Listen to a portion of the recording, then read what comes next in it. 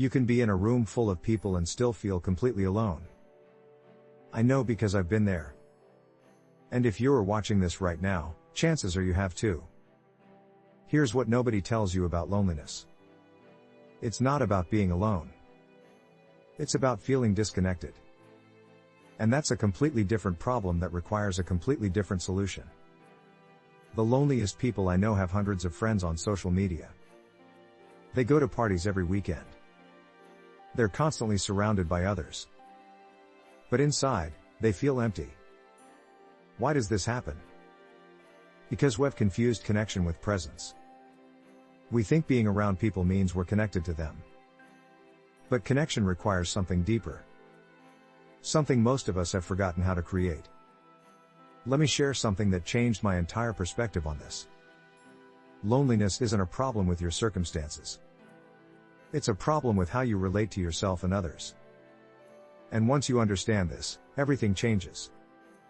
First, let's talk about why loneliness has become an epidemic in modern society. Studies show that loneliness affects more people today than at any other point in human history.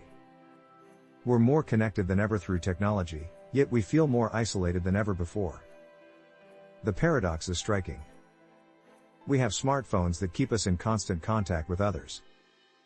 We have social media platforms where we can share every moment of our lives.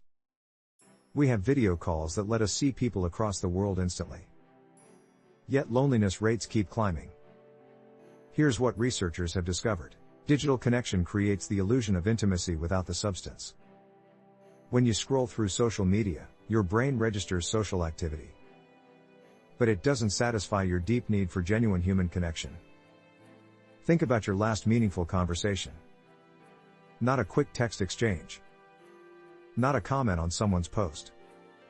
A real conversation where you felt truly seen and heard. When was the last time that happened? For many people, it's been weeks or even months. This brings us to the second major cause of loneliness. We've lost the art of vulnerability. We present curated versions of ourselves to the world. We share our highlights but hide our struggles. We smile and say we're fine when we're falling apart inside. Vulnerability feels dangerous because it is. When you open up to someone, you risk rejection. You risk judgment. You risk being hurt. So we build walls to protect ourselves. But those same walls that keep pain out also keep connection out. I learned this the hard way. For years, I kept people at arm's length. I had plenty of acquaintances but no real friends. I thought I was protecting myself. In reality, I was creating my own prison of loneliness. The turning point came when I realized something crucial. The people I felt most connected to weren't the ones who had perfect lives. They were the ones who were honest about their imperfections. Their vulnerability gave me permission to be vulnerable too. Now let's address the third factor that contributes to loneliness. Modern life has eroded the natural communities that used to bring people together. We don't know our neighbors anymore. We don't gather in town squares. We don't have the same shared experiences that created bonds in previous generations. Our grandparents lived in a world where community was built into daily life. You knew the people on your street. You saw the same faces at church or the local market. You had regular rituals that brought people together. These weren't perfect communities, but they provided consistent human connection. Today, we're more mobile and independent than ever. We move cities for jobs. We work from home. We order everything online. We can go days without having a meaningful face-to-face interaction with another human being. This isolation compounds over time. But here's where it gets interesting. Understanding why you feel lonely is only half the battle. The real question is, what do you do about it? And this is where most advice completely misses the mark. People will tell you to join clubs or attend events. They'll say you need to put yourself out there more. And while that's not wrong, it's incomplete. Because if you don't address the underlying issues, you'll just feel lonely in different places. The solution starts with changing your relationship with yourself. This might sound counterintuitive. How does being alone help you feel less lonely? But hear me out. The quality of your relationship with yourself determines the quality of your relationships with others. If you can't sit with yourself comfortably, you'll always feel uncomfortable with others. If you're constantly running from your own thoughts and feelings, you'll never be fully present in your connections. Self-acceptance is the foundation of genuine connection. Here's a practical exercise that transformed my experience of loneliness. Spend 15 minutes each day in complete solitude. No phone, no music, no distractions. Just you and your thoughts. At first, this will feel uncomfortable. That discomfort is exactly what you need to work through. As you practice this, you'll notice something remarkable. The voice in your head that says you're not good enough, that nobody really likes you, that you'll always be alone starts to lose its power.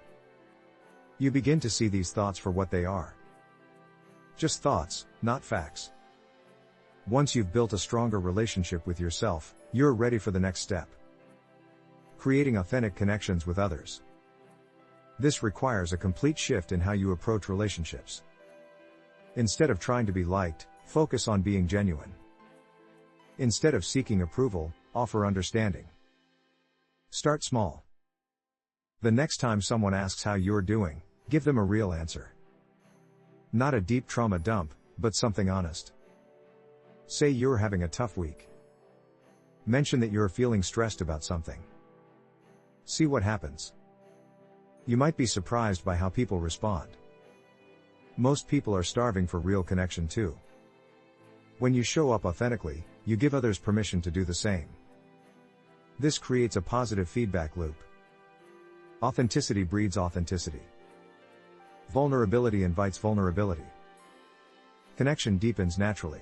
Now let's talk about building community in the modern world. You can't recreate the communities of the past, but you can create new ones. Look for groups centered around shared interests or values. Not networking events where everyone's trying to impress each other. Real communities where people show up as themselves. This might be a book club, a hiking group, a volunteer organization, or a creative workshop. The specific activity matters less than the culture of the group. You want spaces where people are encouraged to be real, where vulnerability is welcomed, where connection is prioritized over performance. Consistency is crucial here. Show up regularly. Connection doesn't happen in a single meeting. It develops over time through repeated interactions. Commit to attending for at least 3 months before deciding if it's right for you. Give relationships time to develop. Here's something else that helped me tremendously. I started reaching out to people proactively instead of waiting for them to reach out to me. If I thought about someone, I sent them a message. If I wanted to see someone, I suggested getting together. I stopped playing the game of who reaches out first. This felt scary at first. What if they don't respond? What if they're not interested? But here's what I learned. Most people appreciate when someone makes an effort. Even if they can't meet up, they're usually glad you thought of them. And the ones who do respond become your people. Another powerful strategy is to create rituals of connection. Maybe you have coffee with a friend every Sunday morning. Maybe you call your sister every Tuesday evening. Maybe you host a monthly dinner party. These regular touchpoints create stability and depth in your relationships. Let's also address the role of professional help. If loneliness is severely impacting your life, therapy can be incredibly valuable. A good therapist can help you identify patterns that keep you isolated. They can provide tools for building connection. And the therapeutic relationship itself can be healing. There's no shame in seeking help. Loneliness is a serious issue that affects mental and physical health. Studies show that chronic loneliness is as harmful to your health as smoking 15 cigarettes a day. It increases risk of depression, anxiety, heart disease, and early death. This is worth taking seriously. Now I want to address something important. Fixing loneliness doesn't mean you'll never feel alone again. Solitude and loneliness are different things. Solitude is chosen. It's peaceful. It's restorative. Loneliness is painful disconnection.